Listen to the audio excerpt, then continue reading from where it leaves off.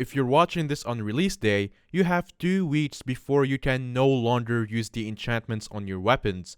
Want to stop this? Watch this video. Also, we will be releasing a full guide about exactly which new enchantments you must get on your items since a lot of them have changed, so make sure you subscribe to not miss that video. So Enchanting has been completely overhauled today. Known as the most boring, time-wasting skill in existence has now become something still boring but no longer as time-consuming. The skill itself has been revamped, now awarding a bonus 0.5% ability damage per level, as well as the level cap being increased to 60, meaning in total, you can get plus 30% ability damage, which is a buff that mages definitely needed overall in the game. The way you enchant your boots has changed too. All you do now is put in the weapon, book or armor piece you want to enchant, and you can choose exactly what enchant you put on it and what level. Boots also no longer cost anything to combine, and anvil uses no longer affect the cost to put enchantments on an item. You can see the exact cost in HP on boots before you add their enchantments too. If you have an enchant on a weapon that you no longer want, you can take it off the weapon for half the cost it would cost to apply.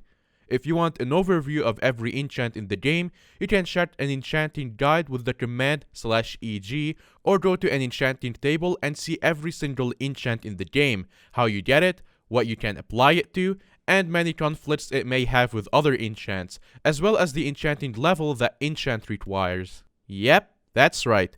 Every enchant in the game has a required level for you to apply and use it. Previously, this requirement was super high, as enchants like Soul Eater required enchanting 51 to use, but this has since been reduced, and now you only need to be enchanting 36 to use every enchant in the game, including ultimate enchants. This change has 2 weeks from today until it comes into effect, so players have time to level up their skills before they can no longer use their weapons.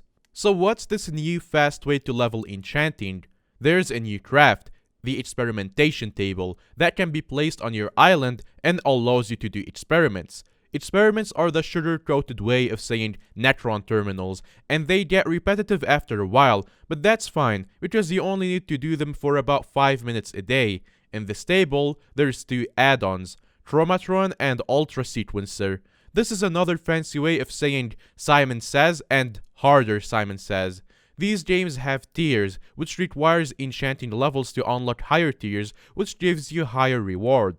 For instance, the Grand Experiment you see here awards 2500 enchanting HP per round that you clear, and the higher tier gives you 6000 per round, as well as Chains awarding you super pair glitches, which I'll go on to later. The other game is a memory game where you have to memorize the order of numbers from 1 to however high you get. The lowest tier of this requires enchanting 25 and awards you 3500 per round you get right, whereas the highest needs enchanting 40 and awards 7000 per round, giving you more super pair glitches. What the hell are super pair glitches? Super pair is the main experiment which gives you a grid of options and you have to pick them and blindly try to match up pairs of rewards to win them. Although you can memorize the positions that previous rewards have been to make pairs easier. These can be anything from enchanting XP to enchanted books. The super pair game gets better with higher enchanting levels, awarding literally hundreds of thousands of XP when you play it, and the highest tier can give you a rare chance to get tier 7 books like Growth 5, Sharpness 5, and a regular chance to get tier 6 books, which is really good profit if you get lucky. Once you do this game once, it goes on cooldown until midnight GMT or British time when you can play again. Alternatively, you can play again up to 3 times per day if you have 150 bits and 100 XP levels to spare each time you want to play again. If you do one of the add-on games and aren't happy with the results, you can discard them and play again infinitely if you feel like you can do better, but this will void your previous score. There's also 7 new enchants, one of which is Chance, which is just looting, but you put it on a bow. The other 6 are more interesting as they compete with existing enchants and you have to pick between the 2 for which one you want to use. For the sake of not wasting your time, I'll show both the new and what it compares with on screen, as well as a quick judgment at a glance. But I will make a full guide on picking the best enchants for your weapons in a day or two when we work out what the best is. The first of which is Siphon, which heals 0.1% of the damage you deal on critical hits up to 0.5%, but this cannot be applied with Lifesteal. Siphon looks like the better enchant as the cap of Siphon is 0.5% as opposed to Lifesteal capping at 0.4%, and seeing as most hits are critical hits, this is an easy win. Next is Triple Strike. The first 3 hits you deal to a mob do 10% more damage per level to a max of 50%, but you can't apply it with First Strike.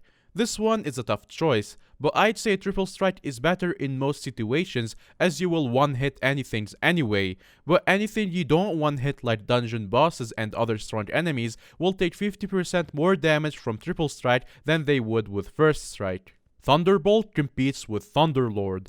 Thunderbolt deals 15% of your strength as damage per level to a max of 90% every 3 melee hits and hits all monsters in a 2-block range as well, making it superpowered cleave.